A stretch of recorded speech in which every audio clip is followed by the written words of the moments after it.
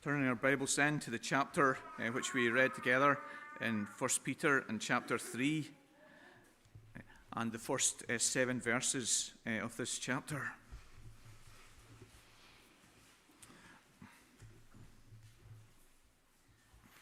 I'm not sure if it was a sign, but my sermon didn't print out before I came to church. But anyway, we will manage. One of the challenges we face in consecutive expository preaching or in consecutive Bible reading is that we have to preach or read through all types of passages. Some parts of the Bible are difficult to understand, like the book of Revelation with its dragons and its beasts and its bowls. Other parts of the Bible are difficult to live, like the command, "You shall not covet." But other parts of the Bible are just plain difficult to know how they apply in our life and in our circumstance.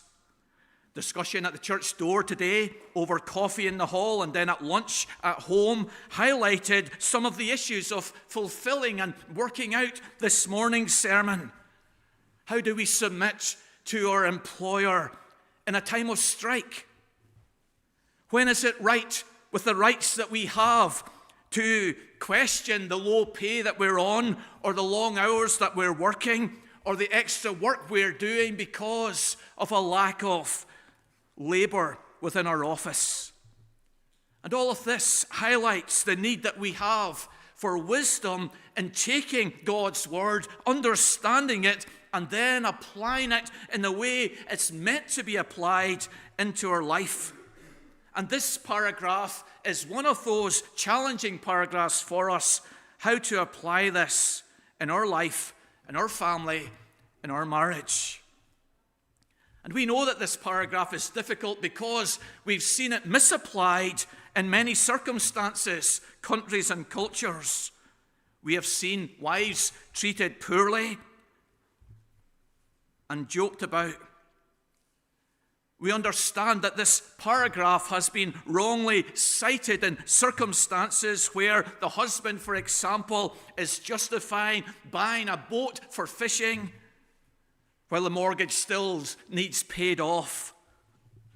And he has cited this command in verse 1 to justify his plans. Our theology, our knowledge of other parts of Scripture, the common grace which still exists within every soul has often risen up against such a display of a wrong application of this text within a home and a marriage. But while we may not be party to such behavior, we still struggle to understand what verse 1 means and how it applies. Wives, be subject to your own husbands. In the first marriage class that I took, I gave out the standard book which our church recommends on marriage to the couple. It was the book by Brian Edwards, 2 into 1. I didn't think they would read it. They weren't believers. But I was surprised when they returned in a few weeks' time and claimed they'd read the book. And that on page 78, there was a point they disagreed with. And it was just this very point here. Wives, be subject to your own husbands. And that debate is symptomatic of our society and our culture. We sit in a marriage ceremony and we wonder if this vow will be taken by the bride. And if it is mentioned by the minister, there is often a gasp in the congregation that this bride has promised to be subject to her husband. The command is considered by many to be too strong, too antiquarian, too suppressive. Wives, be subject to your own husbands. This is the third time the Apostle Peter gives a command like this, a command of one party to be subject to another. And we have noticed these different places in their past sermons. He exhorted Citizens to be submissive to their government in chapter 2, verse 13 to 17. This morning we thought of employees to be submissive to their employers at the end of chapter 2. And here we come to this third section in this body of teaching about submission, wives being subject to their own husbands. Christians are to be a submissive people then to authority, working out the fifth commandment in the home, in the state, in the workplace. But perhaps of all three areas, this area is the most difficult, the most controversial, and possibly the least understood. I hope this evening as you leave church, and this is a challenge, that you will leave with a desire to fulfill this passage in your life. I want us just to spend some moments thinking of the particular setting, because there's some unusual features about this paragraph, but I think this point really will help you understand this passage better. All three sections on submission benefit from us understanding the context. The context of the first section, submission to government, comes in a time when the emperor was pagan and highly immoral, and yet Christians were exhorted to be submissive to that type of government. We thought this morning of submission to masters, and the context there was of slaves who had no rights. And if they objected to any treatment or any condition that they were receiving, beatings or death would be the result. That was the context of that command. And so we come to this third context, which will help us to understand this command: wives, be submissive to your own husbands. There's three aspects of this context which is significant for us as we consider this paragraph, verses 1 to 7. The obvious one is the imbalance that we see in this paragraph. 6 verses are addressed to wives. One verse, verse 7, is addressed to husbands. And that indicates that there's something unusual going on in this context that lies behind these particular verses. The imbalance could be interpreted, and is interpreted by some, wrongly, I think, as that the apostle loves women less. He spends longer on instructing the wives than the husbands, and that has been interpreted, and has maybe been interpreted by you as you look at this going, what's going on here? As a negative. Like Paul, like Peter. Like Paul, Peter has been considered as chauvinistic, as someone who gives a peripheral place to woman, favors the male species, is imbalanced in his teaching about the sexes, is not to be followed by 21st century wives and women. However, there's another way of looking at the amount of space devoted to each partner in the marriage. And that is that he deeply cares for the wives in that first century context. He spends more time addressing them out of his pastoral care for them. He takes longer over their problem and situation than the husbands, because their problem is bigger and greater than the ones facing Christian husbands. And graduating last year, I was second up for my award, and I noticed that the chancellor of the university spent a lot longer speaking to the woman who was first up.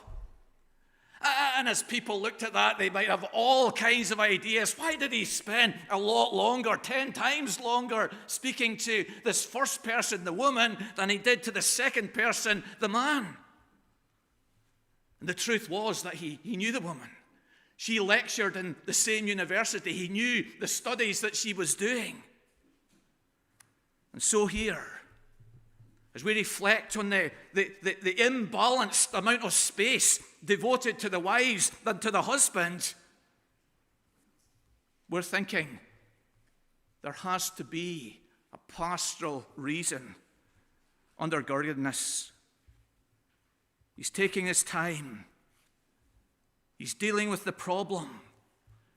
Far from it being a negative, this is a positive. He's not just mentioning their issue and moving on from it. He's dwelling on it. He's unpacking it.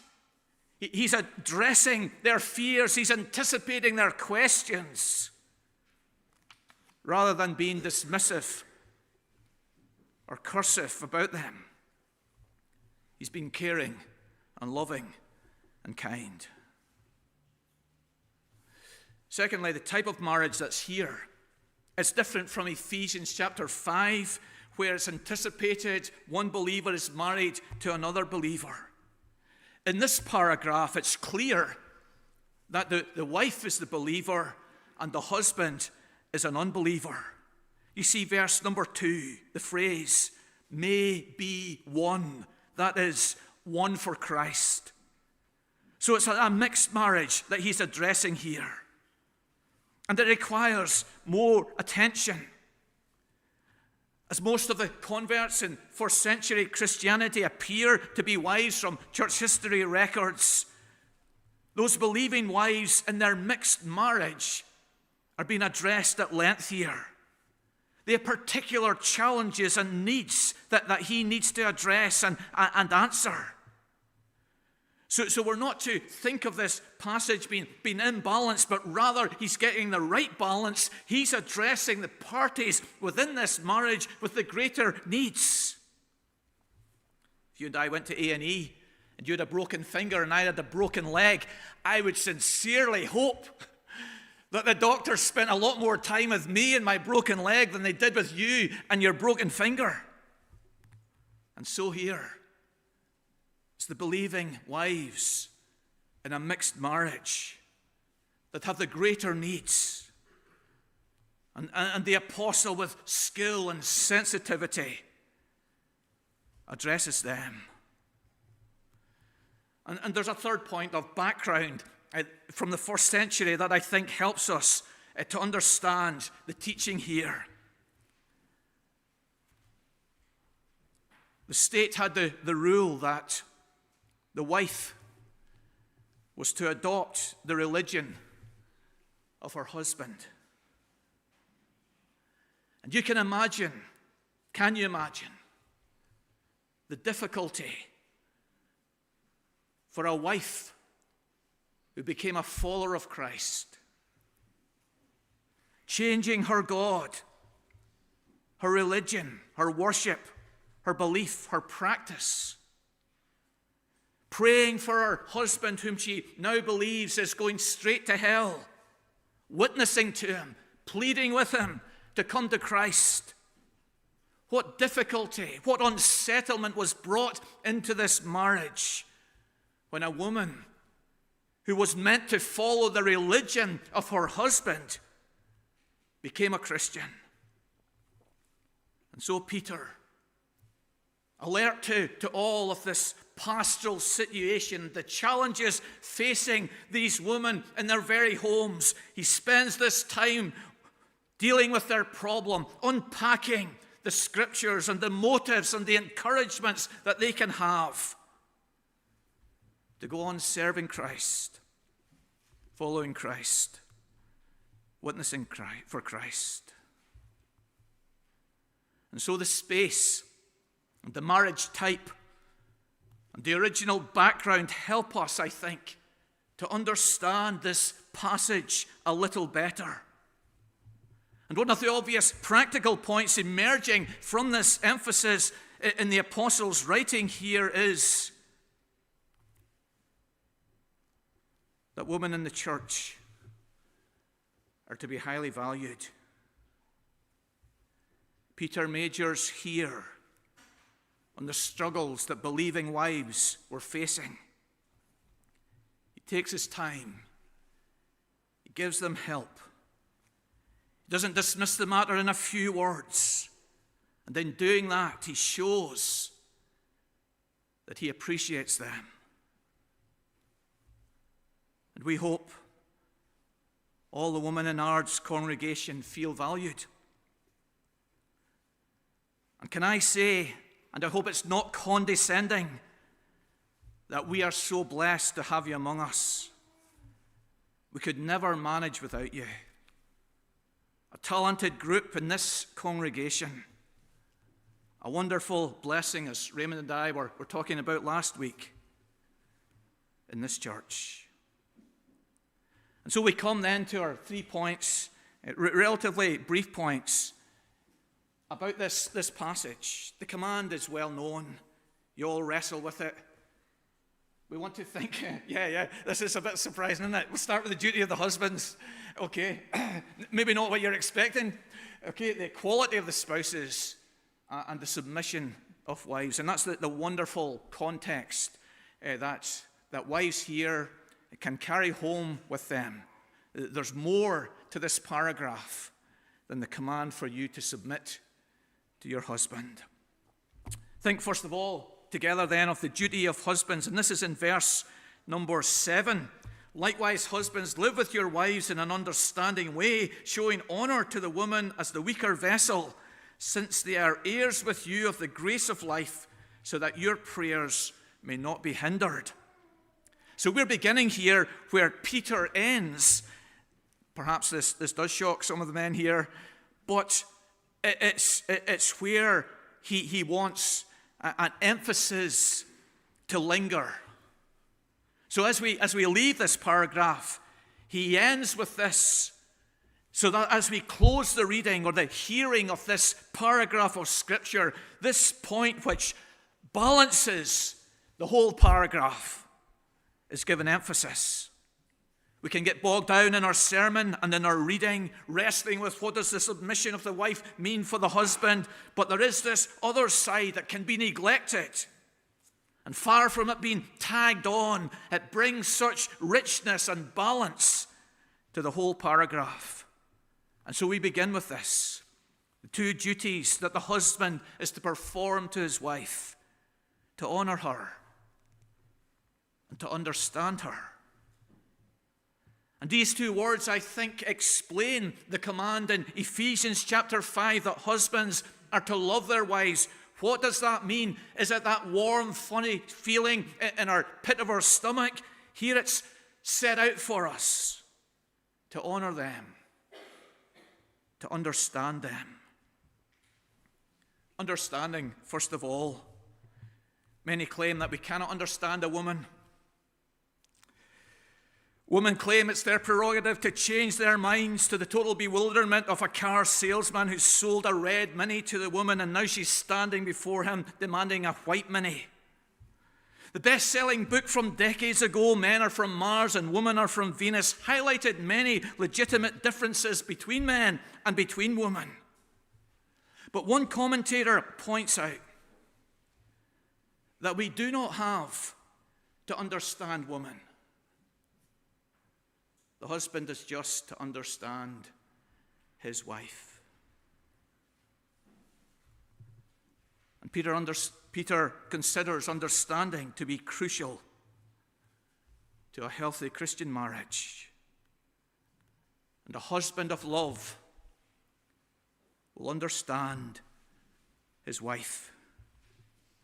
Wayne Grudem explains the word understanding helpfully as understanding her strengths and weaknesses in the physical, emotional, and spiritual realms.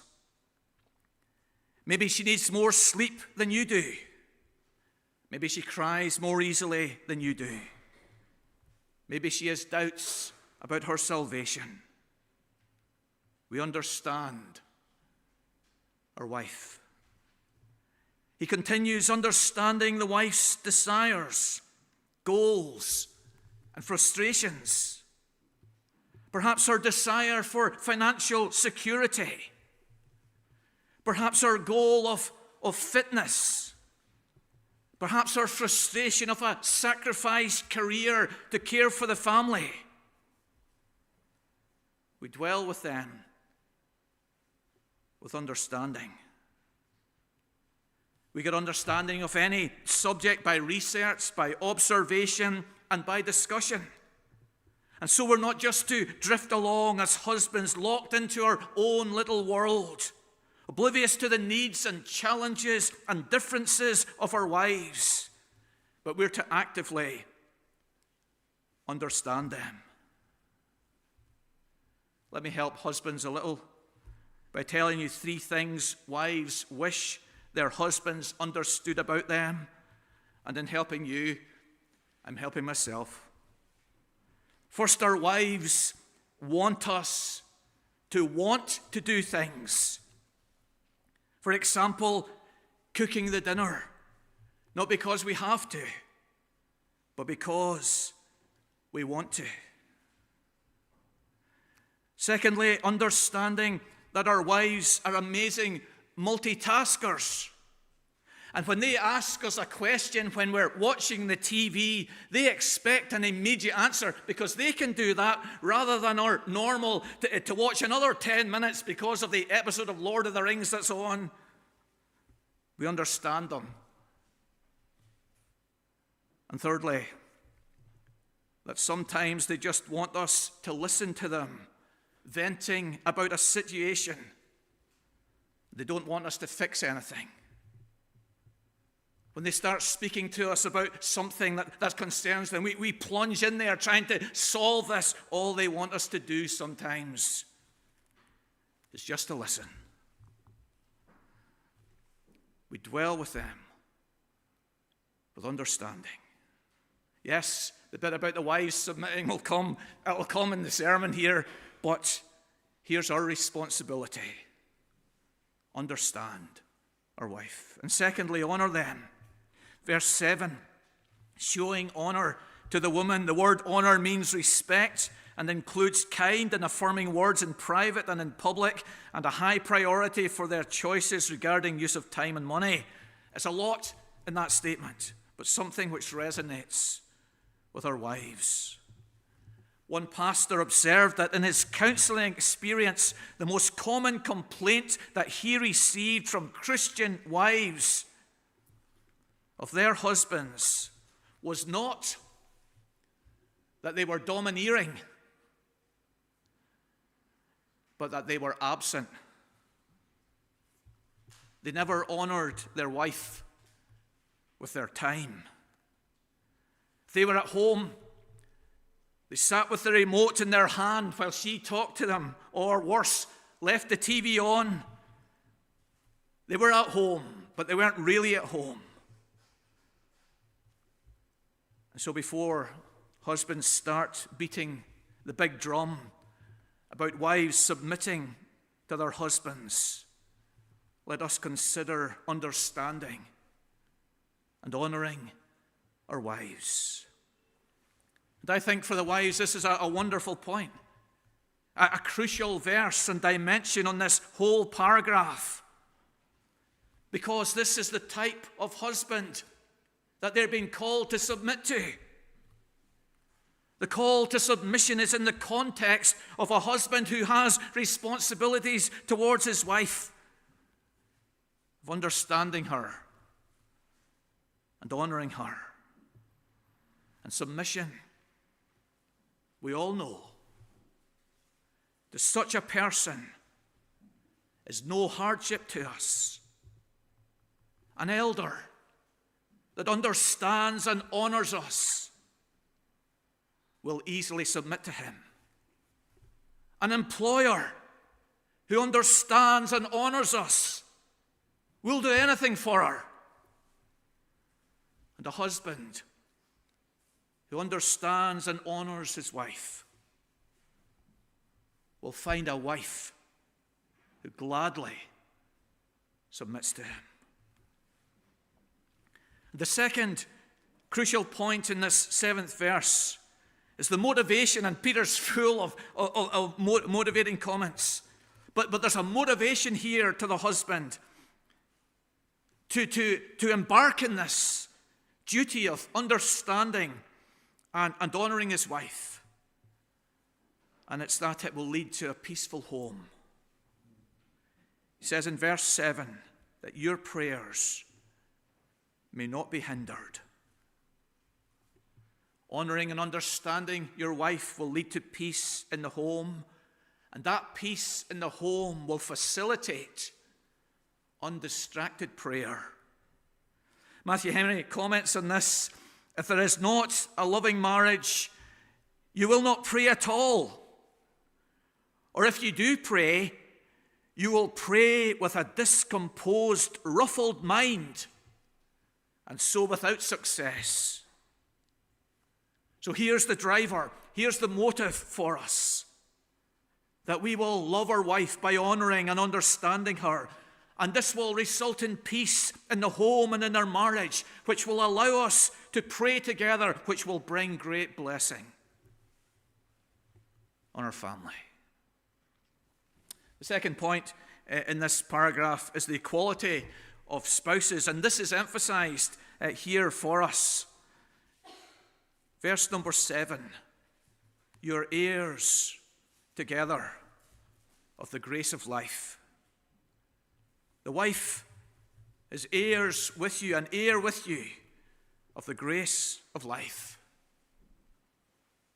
The son, the male, was dominant within the arena of heirship, both in Judaism and in the Roman world of the first century. The firstborn son received the lion's share of the inheritance, and the rest of the family children were given the scraps. But here, Christianity again is counter-cultural, and it's emphasizing the equality within the church and in the redemptive purpose of God, that the woman, the wife, is blessed as much, equally blessed as the man is. And husband and wife are both co-heirs of the glorious promise of the life of heaven. And so as we think of our wives, we're to think of them in the spiritual understanding that there is no difference in creation in the image of God, in redemption, in the spiritual blessings we receive, and in the preparation for the future to enter heaven. We are equal in God's grace, in God's creation, and will be in God's heaven. There are different roles within the church, within our marriage, within the state. There are different roles, but there is an underpinning equality. And we wrestle with this, don't we? We wrestle with this for various reasons, but the apostle mentions one aspect which challenges us in holding on to this equality in our vision, in our outlook, in our treatment of our wife. It's in verse 7. She does have an inferiority in her physical strength. She is the weaker vessel. Marathon times prove that. The amount of weights which a man and woman can lift in the gym indicate that there is a difference in that realm. But the point of the Apostle Peter is that physical difference should in no way alter our view of our wife. You are co-heirs of the grace of heaven. And lastly then, the submission of wives in verse number 1. In our home, just don't be prying into this, all right? Okay, this is just to help you, okay? In our home last week, we faced this matter, considering the purchase of an item involving a bit of money. Ruth was for the purchase. I wasn't convinced about it. So what do we do? What do you do? Would I insist on my way as the husband? Would Ruth cry and manipulate and wangle agreement out of me? In the end, and I'm sure this is what you do as well, and this is what we are to do, we agreed to leave it in the meantime, but we would get something better.